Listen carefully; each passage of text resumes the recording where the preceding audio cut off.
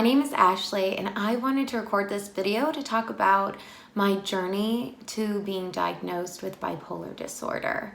It's one of those things where until you're diagnosed with it, you almost think like, oh, bipolar disorder, that's for crazy people. That wouldn't be me. Or, oh, it'd be so horrible to have bipolar disorder. Or, you kind of like use it almost as an insult sometimes, oh, you're so bipolar, or, self-deprecating humor, I'm so bipolar.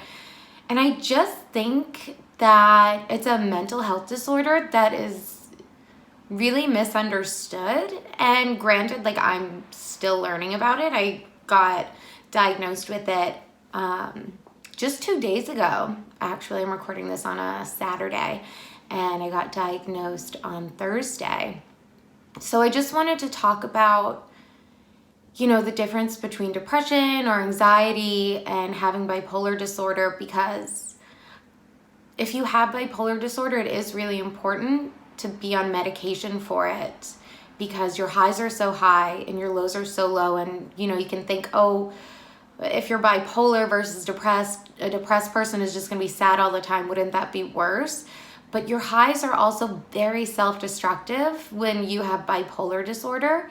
So I just wanted to talk about kind of the difference and why for so long I was misdiagnosed, or, it just kind of flew under the radar, and hopefully just educate a little bit about it. And if you feel like you might be bipolar yourself, or just have any sort of mental health issue, just to encourage you to go and advocate for yourself. That's what I've had to do. And it's been a long road to get to this diagnosis, but, I'm glad to finally have an answer, even though it's been like decades of suffering, but that's okay. We figure it out, we move on. So we'll take it back. And I actually wrote a book that went up until like December of this past year. And now, oh my gosh, we're in May. So it doesn't include this bipolar part, but if you're interested in learning more about my story, I also have a workbook at the end of it. It's all about how your mental health and physical health connect. I'll link that in the description box. I don't know all the terms. This is my first YouTube video. So if I mess things up, that's why. So anyways, just like as a child, I was always very anxious, had a lot of low self-esteem. I was picked on a lot, but I wasn't like super bullied like other kids were. And, I feel like everybody gets teased to a certain degree. I was overweight, so I got picked on a lot for that, became very self-conscious. I developed a binge eating disorder, and I was just kind of neurotic, to be honest. Like super control freak, and just kind of like all over the place. Like I could be like really happy, or I could be super like sad or super angry. And like everybody has those emotions, but I feel like mine have always been very extreme. And then my mental health worsened and worsened as I got older. High school was tough. I went to an all-girls school. So, that's always rough. I don't think there's been anybody who's gone to a same-sex school and says it was a walk in the park. But then again, like, it's the same with co-ed, so it is what it is. And I just noticed my mental health was suffering a lot more. I was becoming more anxious. I was becoming more depressed. I was raped when I was 16, and that really damaged my mental health a lot. I also went on a school trip to Paris, and somebody jumped off the Eiffel Tower and killed himself in front of us. So yeah, 120 high school girls waiting to get on the Eiffel Tower, and a guy chose the side that we were on, and he jumped. And that like really shook me up, because I had been very suicidal leading up to that. I would sit in my bedroom most afternoons, and one of my windows was over my driveway. And like most afternoons, I would just try to build up the courage to open up my window, push out the screen, and just jump.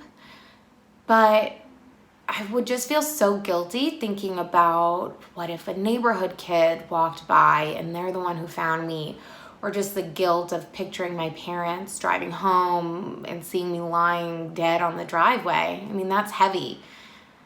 So it was more just guilt that kept me from doing it, not really a will to live. I hated my life, but I just felt too guilty. Then I went to college. Things kind of evened out for the most part. Definitely started getting into drinking a lot more, kind of abusing alcohol, binge drinking a lot, which can kind of go as just like normal college behavior, so I don't think anybody thought anything of it. And then after college, I moved to Hoboken, New Jersey for a little bit. It's like right over the river from Manhattan. And things just were not going how I thought they were going to go with my career, and just really struggling. And I had these huge dreams and they just were not working out, which, you know, is kind of New York for you. And I just became super depressed. I was raped again. That really didn't help, you know, obviously. And I became so suicidal again because I'm sitting there in my studio apartment all alone thinking, wow, my whole life I was miserable. And I thought once I got through college, you know, all of these great things would happen for me. I'd be out on my own. Life would be going exactly how I wanted to. I'm smart. I'm outgoing. What can go wrong? And everything went wrong. And so I just was really hopeless. And I had heard a story recently about another kid who lived in Hoboken, and he drowned in the Hudson River and died. So I was like, well, that seems like a way to go. I don't really have anything else. Don't have like a gun. Hanging myself feels, I don't know. I've just never really envisioned myself going that way, I guess. So I thought I'll just go wade out into the water, keep swimming until I'm out too deep, and you can't really chicken out then. I mean, what are you gonna do? Maybe a boat will save you, but I was hoping that wouldn't happen. And right at that time, I got an offer for a job back home in Boston, where I'm from. And I decided, okay, here's a little bit of hope. Let's follow it. So I went back to Boston, started deciding I would go into radio, worked on a radio demo, and then ended up moving to Pennsylvania for a radio job. Then I was like, oh yeah, this is gonna be it. Life is gonna be perfect now. I've got a career. And of course, I hated it. I hated where I lived. I hated where I worked. I didn't like the people I was around. I won't say I hate people, because I don't think you can actually hate a person. I think that's a little extreme. So it's like, I don't like the people I worked with. And I just had a tough time with my direct boss. And I had a stalking problem, and I was making no money and just feeling super uninspired. I mean, with radio, I was sitting in a studio for 5 hours a day by myself. Then I was working for another station on the weekends, and then I was working for a weather station. So I was just always in these little studios in the dark by myself, having one-way conversations, kind of like I'm doing right now. And I was just so depressed, and I hated the way I was being treated. I hated that I wasn't feeling connected to people, and I didn't know what to do. I was like, this was my big career move. This was my one shot. If I don't like this, what else am I gonna like? And kind of like that paralyzing fear of everything I thought that was gonna be the right move for me has not been the right has not been the right move. I corrected myself at the same word. Has not been the right move. So I was just terrified to make a decision. So I just stayed stuck.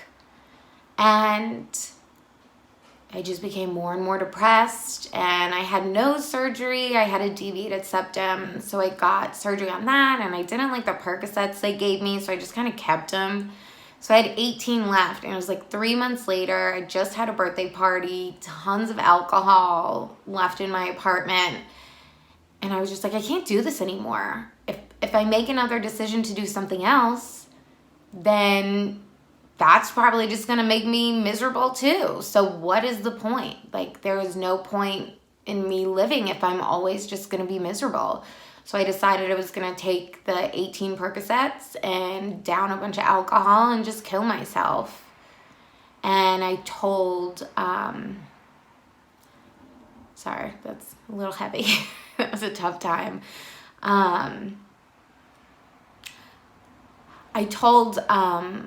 I was living with 2 girls, and I told one of my roommates, and she took the pills away from me, and I just was so lost. I just didn't know what to do.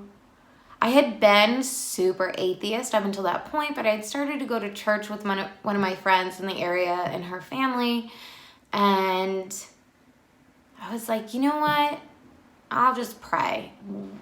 What harm can it do? And I just spent the whole night crying, kneeling next to my bed, and just praying. And I just said, God, if you're out there, like, just please make me happy. I'll put in the work. I'll do what I have to do.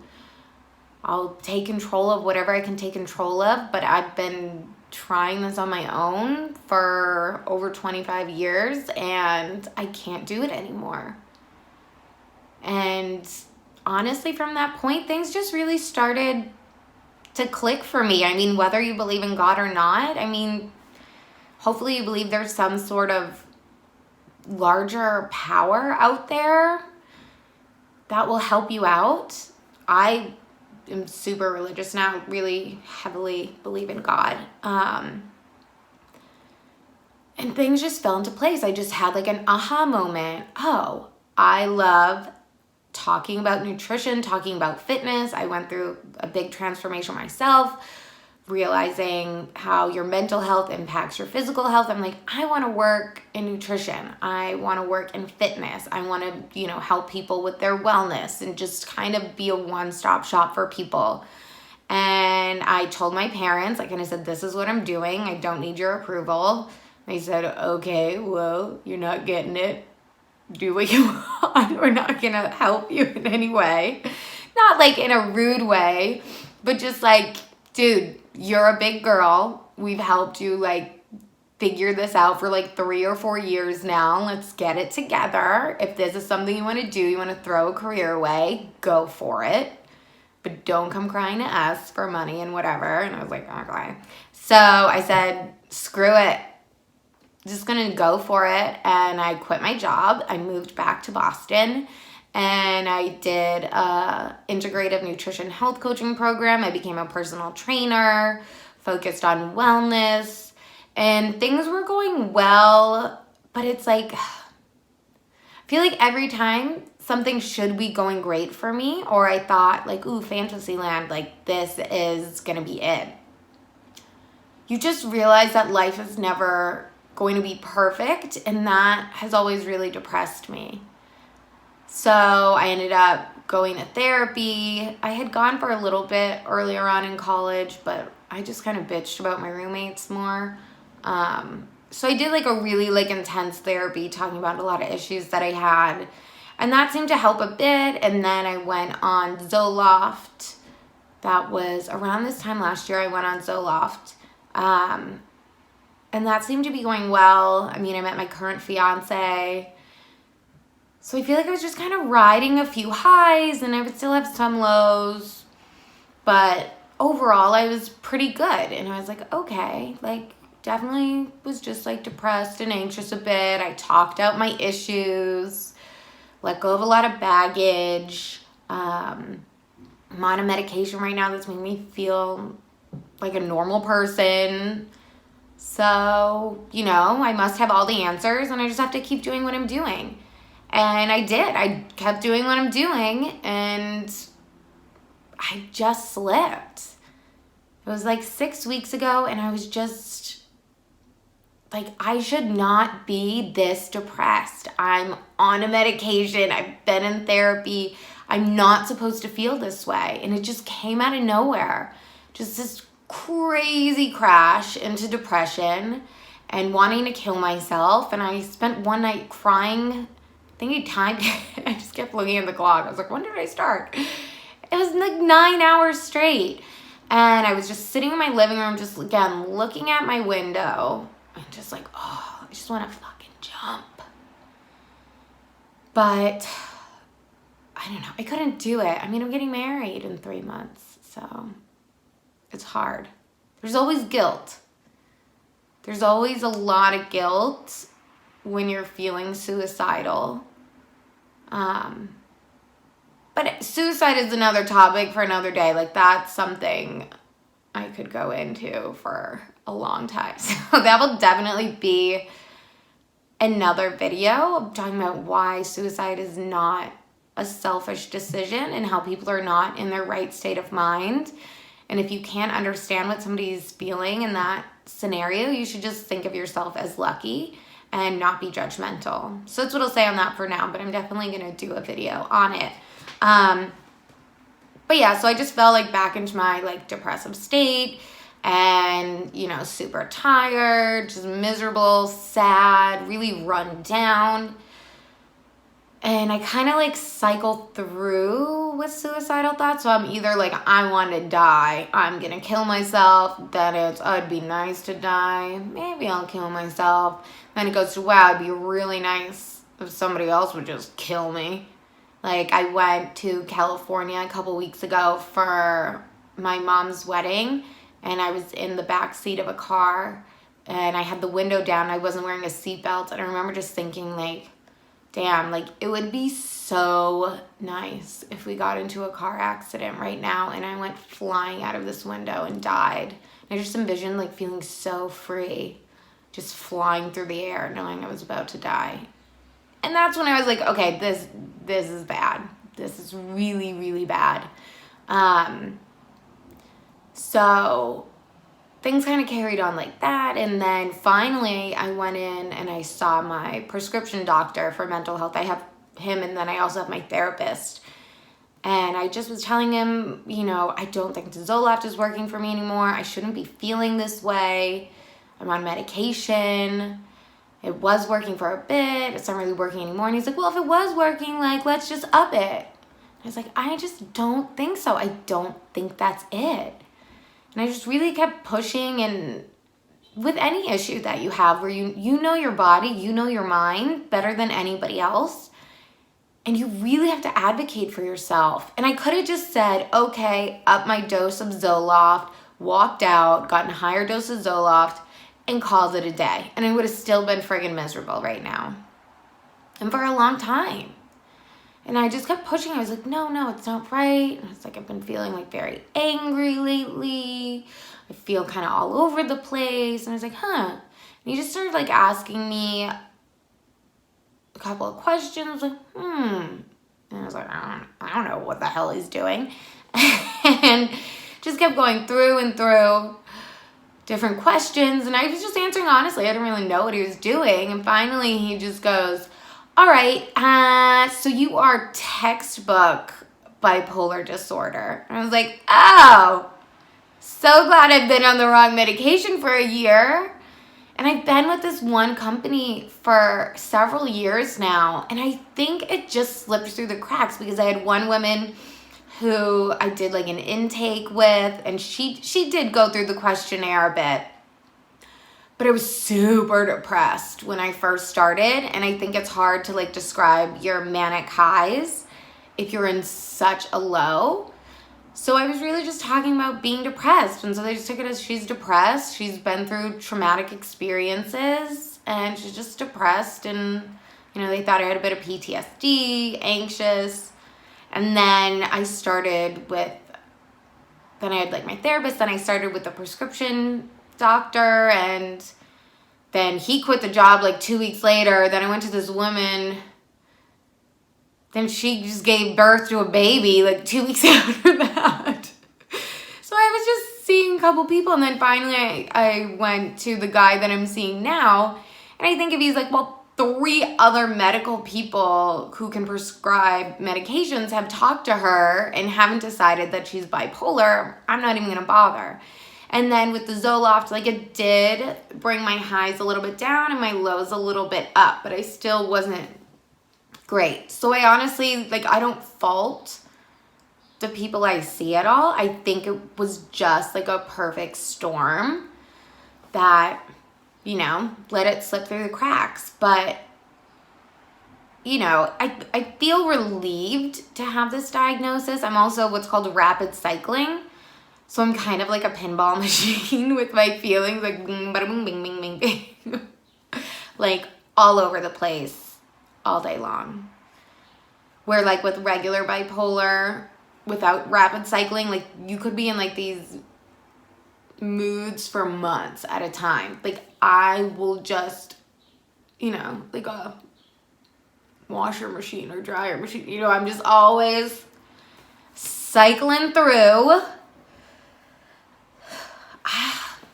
Part of me wants to explain the symptoms that I have that make me textbook bipolar, but at the same time, I don't want to share it, and I want to explain why. And it's because there is a test, like a little questionnaire that your doctor will ask you, and I don't want to risk, I mean, this is going on a public forum. I would hate for somebody to see my video and say, ooh, I want to be on bipolar medication. Oh, I think I am. You know, or you could just say, oh, I think I am. Like, and just skew their answers and give the same answers that I gave, because my answers were truthful. And I wouldn't want to influence anybody's journey in a way that's not authentic to themselves. So I will say that with bipolar disorder, your highs are high and your lows are lows, and there's no in between. And you also risk, you're at a very high risk for developing an alcohol abuse problem, which really resonates with me. I've been trying to be sober for almost a year, and I just can't. And now that I've looked into how alcohol affects bipolar disorder, and also I'm on lithium, and you really can't mix that with alcohol. So I'm just kind of forced to become sober, which I think is a great thing for me and something I really needed. So I'm looking at that as a silver lining. But the reason why bipolar people have issues with alcohol is that the alcohol gives you these crazy high highs, and then your low is so low. But you kind of just forget that you had that low, or you don't care, and you just keep chasing that high that the alcohol gives you. So it's really easy to abuse alcohol if you have bipolar disorder, but it also is very dangerous. And you might think, oh, you get a high, that means you're just happy. Isn't that great? No, the highs aren't great. They're manic, and like, you might not want to kill yourself, but you're still reckless. Like, I am very reckless in my highs. You're very impulsive in your high. You have very strange sleep schedules. Like, it will hit 11 o'clock at night, and I'm like, time to work. And I whip out my computer, and I just for so long and just don't go to sleep. And then I'm tired all day. I'm like, oh, can't wait to get to bed. Bedtime hits and I'm wired. So that sucks. And then just being impulsive, like I've racked up some decent credit card debt from shopping. And when my doctor was like, oh, how much debt you got? And I told him the number, and he goes, oh. And I was like, I started laughing, and he was like, oh my God, I'm sorry. That was so unprofessional of me. I was like, it's the same face my fiance makes when I tell him, don't worry about it. But yeah, he was like, that's a big part of being bipolar, you're just impulsive. And he was like, what are you buying? I was like, I don't know, just stuff I decide I need. I love Amazon. I love online shopping. It's bad. It's bad. But it's so good at the same time. But yeah, I mean, there's a bunch of other things too. But like I said, I really don't want to go into too many details. especially like questionnaire based, because I would hate to have an influence on somebody's answers and have them be misdiagnosed, because I know what it's like to be misdiagnosed and I don't want that for anybody else. But I do plan on using this channel just to kind of like talk about life as somebody with bipolar disorder. I want to talk about suicide. I want to talk about wellness and all the ways you can feel good. Like outside of medication that your doctor gives you, there's so many ways you can live your life that will make you so much happier and really just encourage you to become your best self. So that is my goal. And if you have any requests for any sort of videos, you can just drop them in the comments and I will be happy to make a video for you. And if you are ever feeling depressed or suicidal and you feel like there's nobody in your life that you can turn to, please send me an email. It will pop right up on my phone and I will chat with you. You can find me on Instagram, DM me, find me on Facebook, message me, whatever it is that you need. If you are in that low place, I know exactly what you are going through. And even though I don't think suicide is selfish, I also can tell you it's not the answer, and things do get better, even though they feel like they won't. So I just want to encourage you, if you are in that place and you feel like there's nobody in your life that can relate to you, I can relate to you. So please just let me know if you're going through that and I will gladly be there for you.